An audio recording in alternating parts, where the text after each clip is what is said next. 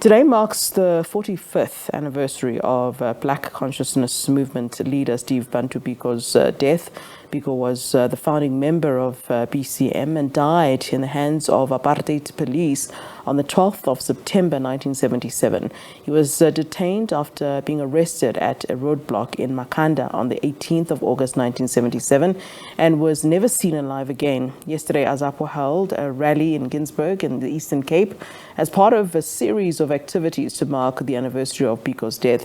AZAPO's president, Nelvis Kagama, says it's important to remember those who died for our democracy. This year's lecture will be delivered by Professor Janine Ntirageza, who is director of the Center for Genocide and Human Rights Research in Africa. The event is expected to start this evening at the Nelson Mandela University in the Eastern Cape.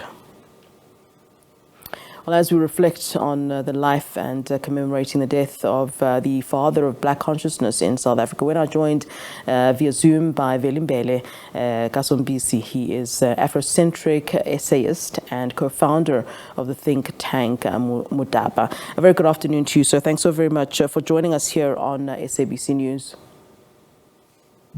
Thank you so much. Thanks for the invitation. You're most welcome. Another year, as we reflect on this, political giant, really, how can he be remembered and his memory certainly be kept alive?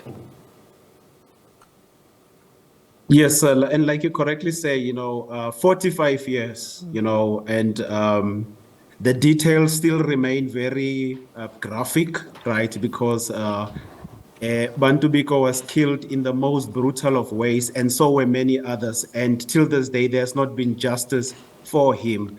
And I think one of the things that's important, insofar as remembering him is concerned, is that it is always important that we, as the natives, make an effort to try and educate ourselves on who he really was and what he stood for, right? So that one of the things that we must deal with, right, is that we must deal with the notion that Steve Biko died and fought for democracy, right? There's no record of that. Steve Biko fought and was killed for the right of Black people to determine their own destiny, right? And it is always important that when we remember him, we must always associate him with the people that he fought and died for, right? So that's the first thing. The second thing is that we must also understand him as a leader of a liberation movement, right? Not a leader of an NGO or a philosophy society, right? That his primary concern was to engage in revolution, and right, which means that he wanted to turn the system upside down in favor of Black people.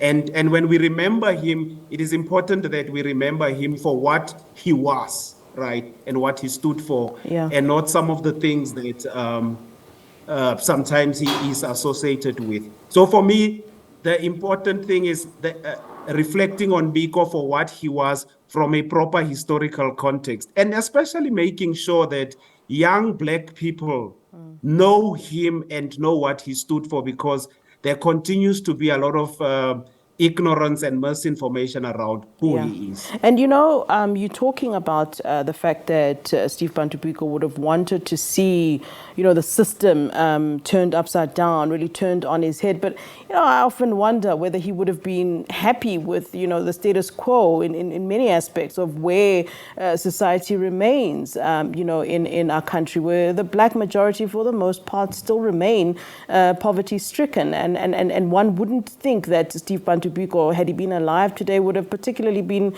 excited to see where the Black majority are at this time.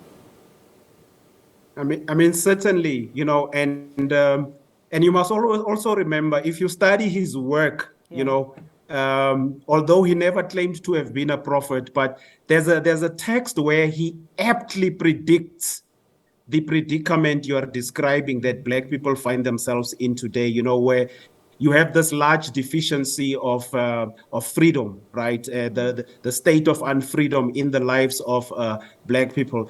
But it's also important to understand that the state of Black people today, right, is simply a continuation of the dispossession that Biko noticed and observed and fought against in his life. So the South Africa we have today is the same South Africa in which Biko was killed, in which Biko died, right?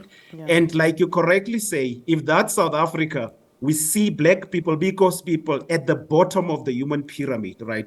So Biko would be terribly unhappy with that type of situation. And this is why I made the point that he understood that the problem is the system, right, in our country of white supremacy. And this is why his concern was with turning that system upside down and producing a system which will result in a situation where Black people will not live like rats in the land of their ancestors, where they become, what you call this thing, scrap metal collectors in the land of their birth, one of the richest countries in the world. You would frown upon that. But in addition to just frowning upon that, you would act physically against that to change that, because that is what he lived for, and that is why he was killed. Yeah.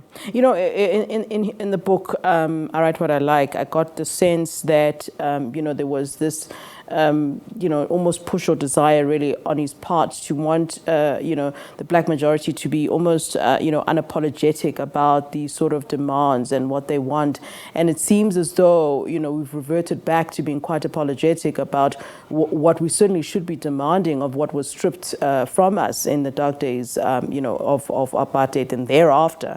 And one needs to ask the question, should we continue to, you know, listen or really pay attention to what he was saying and continue being, or rather be unapologetic in what we desire for the Black majority? Because it's one thing for you and I to have these conversations and to keep his memory alive, but what's the point if you know, we're not actively doing something that would have put us in a position that would have made someone like Steve Biko happy?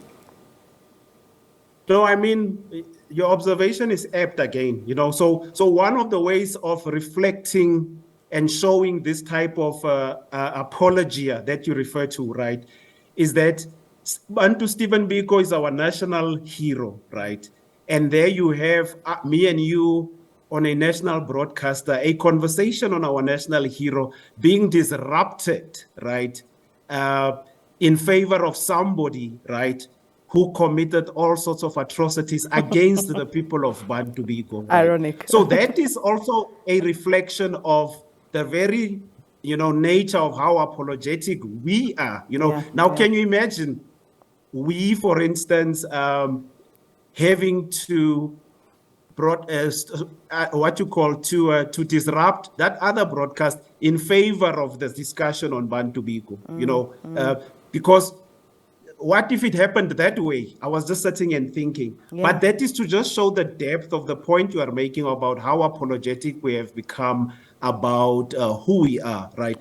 And it has to do with the extent to which we have been terrorized by whiteness, and the extent to which we have internalized it, to the extent that we don't believe that we as Black people and our issues and our aspirations need to enjoy priority, and we give priority to everybody else except ourselves, right?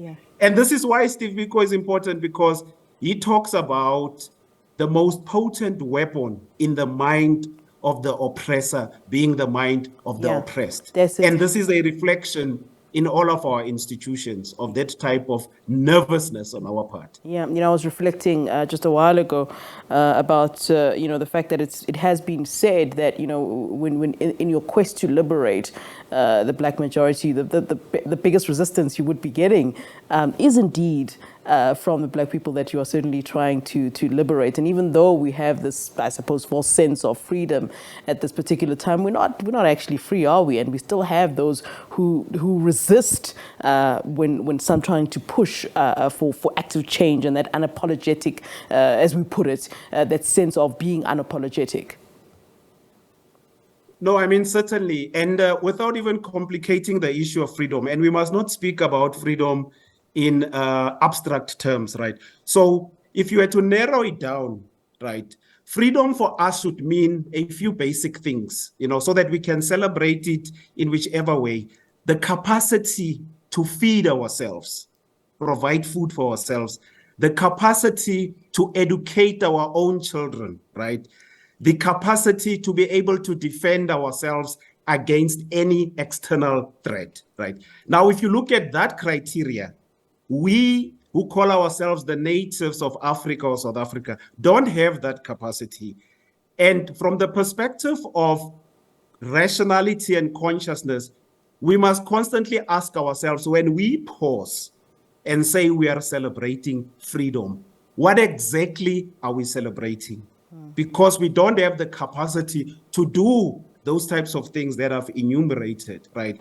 And the work that we need to do, my sister, is the liberation of our minds, because that is where everything has been damaged. And the behavior that you see, the apologetic behavior that you see, has to do with the fact that at a mental level, we continue to be in chains. And that is the work that the movements that we belong to, like Mutapa, continue to do.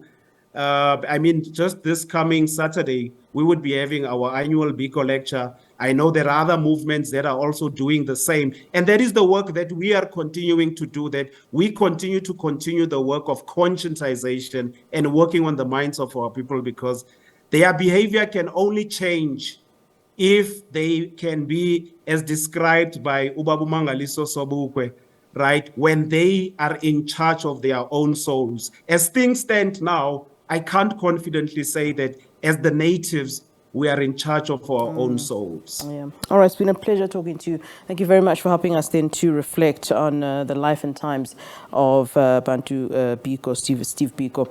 That is Veli Mbele kaSompisi. He's the Afrocentric essayist and co-founder of the Think Tank Mutapa.